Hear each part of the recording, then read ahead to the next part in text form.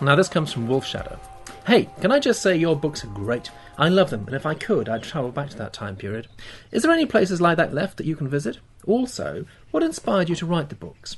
And is there any chance of speeding up time and making the rest of the Chronicles of Ancient Darkness come out quicker? Your books have made me write my own story. Yay! Thanks. Well, I'm really glad they've made you write your own story. Good luck with that. There are still wild places that you can visit. There are still parts of the old forest. There are parts of the ancient forest in Poland, Białowieża National Forest.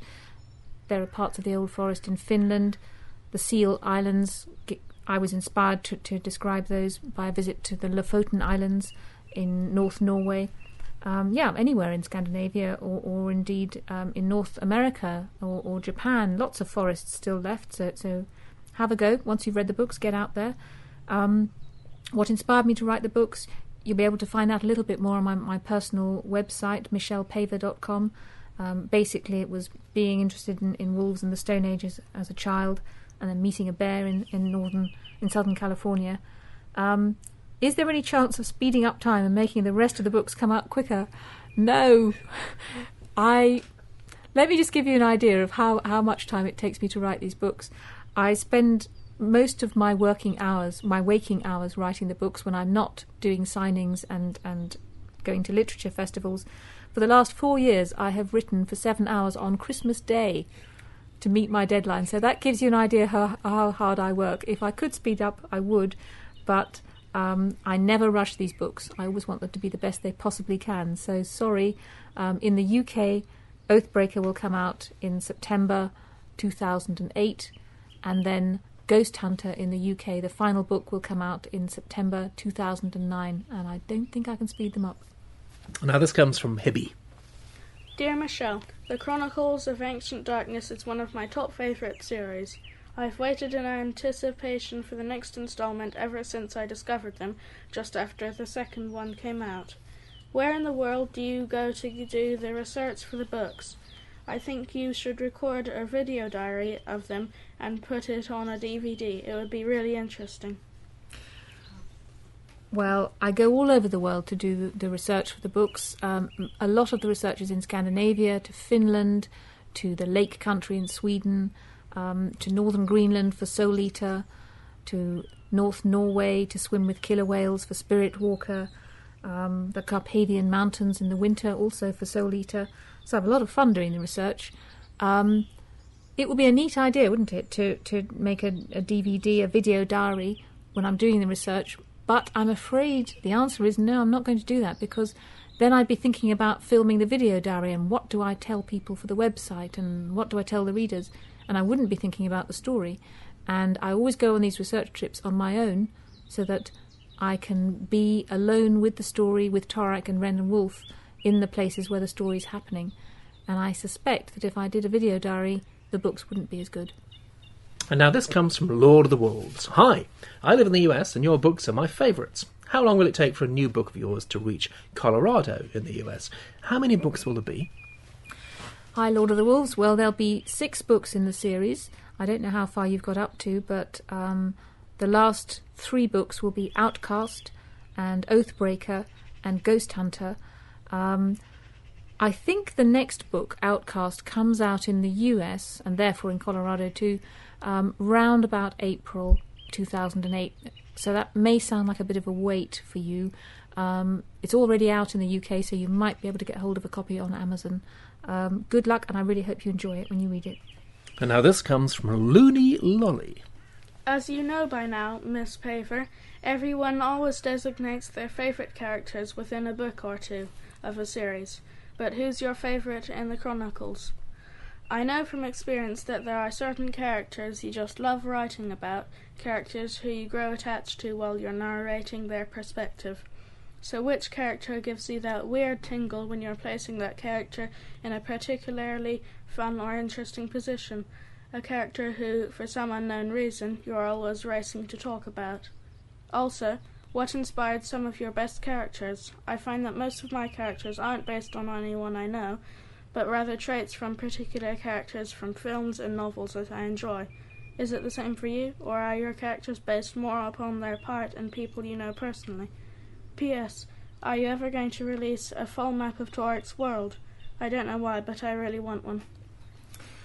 Well, taking the PS first, a full map of Torak's world, that would be fun, wouldn't it? Well, that'll be partly up to the publishers, but it's a nice idea. The characters, I don't tend to take traits from films and novels, because those themselves have been made up by other people, and I like the characters to be my own creation. I do take them from people I know, partly from myself. I mean, there's part of me in Ren because she's very sharp and critical. There's a little bit of my younger sister in Wolf because he's very curious. And then, of course, the characters become themselves. My favourite character, I don't really have one. I love some of the Soul Eaters because I really enjoy writing about bad characters. Of course, I love Torak and Ren. If I was forced to say a favourite, it would probably be Wolf, because it's terrific fun writing from Wolf's point of view. You mentioned, do I have a character that I really enjoy, talking about, and certain characters I just love writing about? Finkedin is one of my favourites like that. I find him very intriguing because, of course, we don't know too much about his own past, but he has terrifically deep feelings, and he's quite mysterious because he doesn't talk much about them. So I really rather enjoy writing about Finkedin. This is from Foxclaw. I know in Spirit Walker, Beaver and Roedeer clan were both clans that were killed off during the first series. But were any more? Because I was wondering if there were other clans, such as a Bear clan or Elk clan, or any others that were also killed off during that time. Well, the Elk clan probably did go extinct quite recently in Torak's time. The Bear clan is an interesting one. There actually was never a Bear clan. And that's because the bear is the most powerful of all the creatures in the forest. And so there was never a clan associated with him. And that is based on reality, because in many cultures, bears were regarded as being so powerful that you weren't even supposed to name them. Until recently, the Sami people didn't actually say the word bear out loud because of that. So I'm glad you asked that. It's just one of those things that I haven't yet had a chance to get into the story, but there is no bear clan. This is from Cat Fan. Hey Michelle, your books are my absolute favourites. Anyway, my question is, are there any other clans other than those on the maps, such as those, if any, south of the forest? Also, do you have any advice for those of us who plan on being authors when we're older? Thank you so much for everything. Well, there of course are other clans further south of the forest, but it's doubtful that Torak is going to discover them, at least in these books, because that's too far off the map.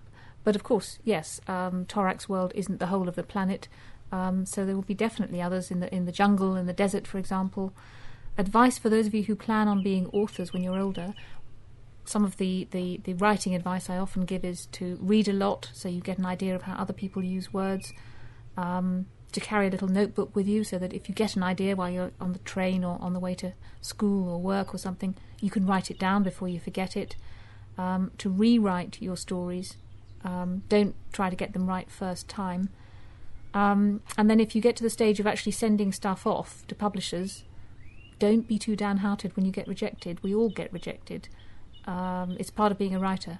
You just have to pick yourself up off the floor, as I did, and just get back to writing again. So good luck. This is from Fire and Ice. Hey, me and my friends are wondering about this. Do Torak and Ren like each other? Do they? Please answer my question. Please, please. Well, you're not the only one who's asked that question. Do Torak and Ren like each other, particularly as they're getting older? They're 14 in Outcast and 15 in towards the end of Ghost Hunter. Yeah, it's a question, isn't it? And I know the answer. And I'm not going to tell you. So I'm sorry about that, but one thing I will tell you is neither of them has a soppy bone in their body, so it never gets soppy. It's never going to get soppy, but that doesn't answer your question. This comes from Medea. Hi, I'm Medea, and I'm a massive fan of your books. I was just wondering what you think is more important when you're writing your novels, character development or world building? Without a doubt, I would say character development. You have to create characters that people care about. I think most people read these books because they care about what happens to Torak and Ren and Wolf. Sure, the world is important, but it's a backdrop to the characters. It makes everything feel real.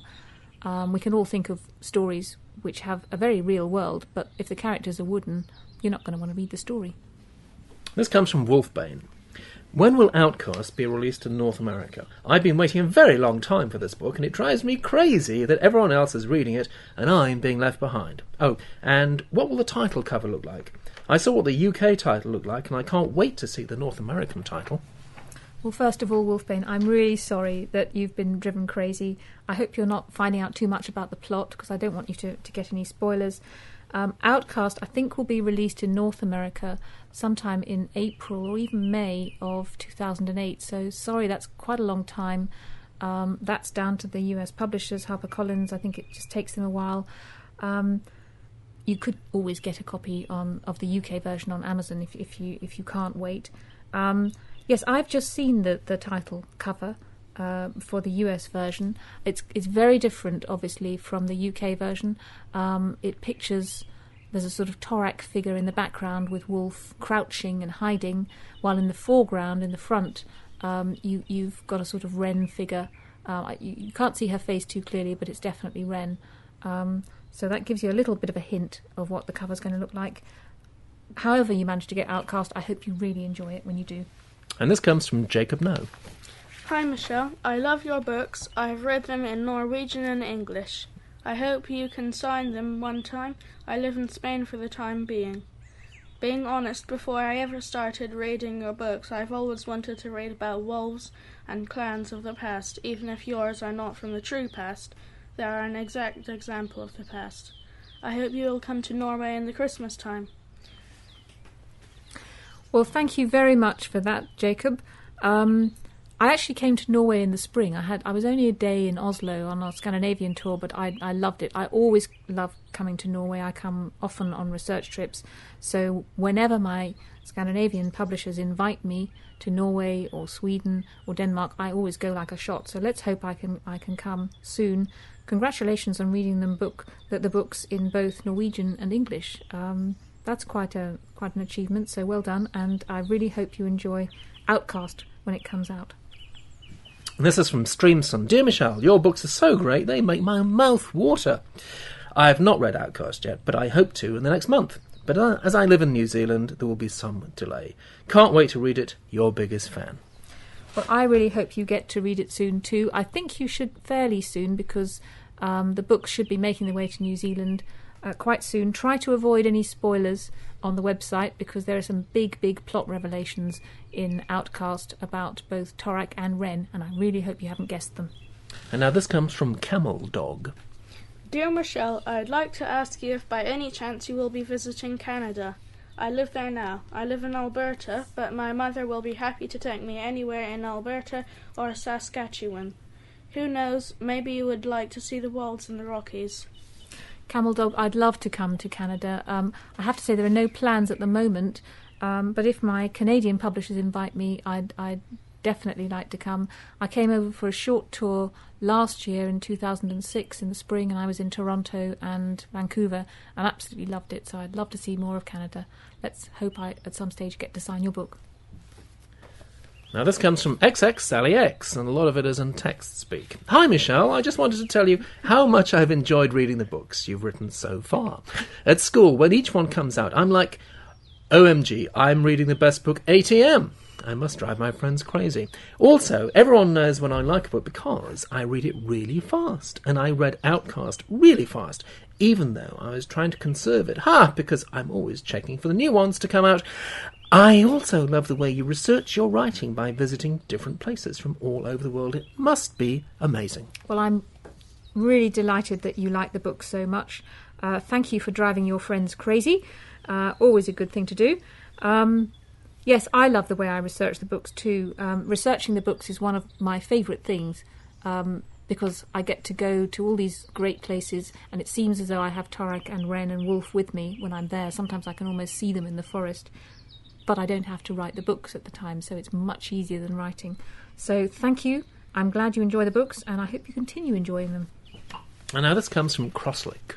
Dear Michelle, I have to say that I really enjoy all of your books, and they have really inspired me. I was wondering if you had any reference books that you used for writing yours. Books on the ancient past, its people and what we know about them and how they survived, etc. I would be very grateful. P.S. Are there any sites you know of that are from around the era that your books are set in? I would love to see. Yes, there are some sites from Torak's time.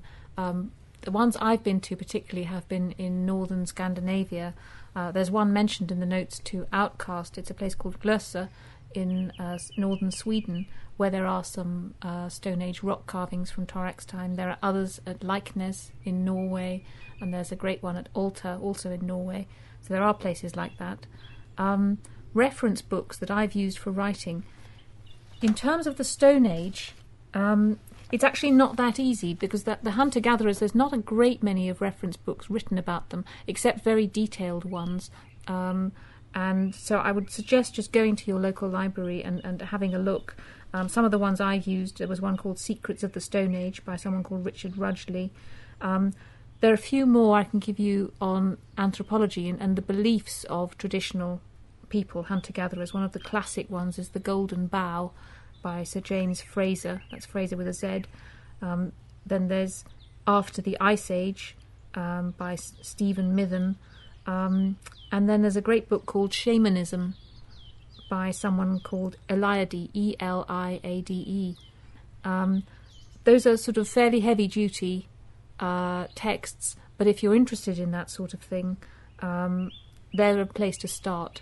So that's some guidance, and good luck. I hope you manage to find some interesting books to read.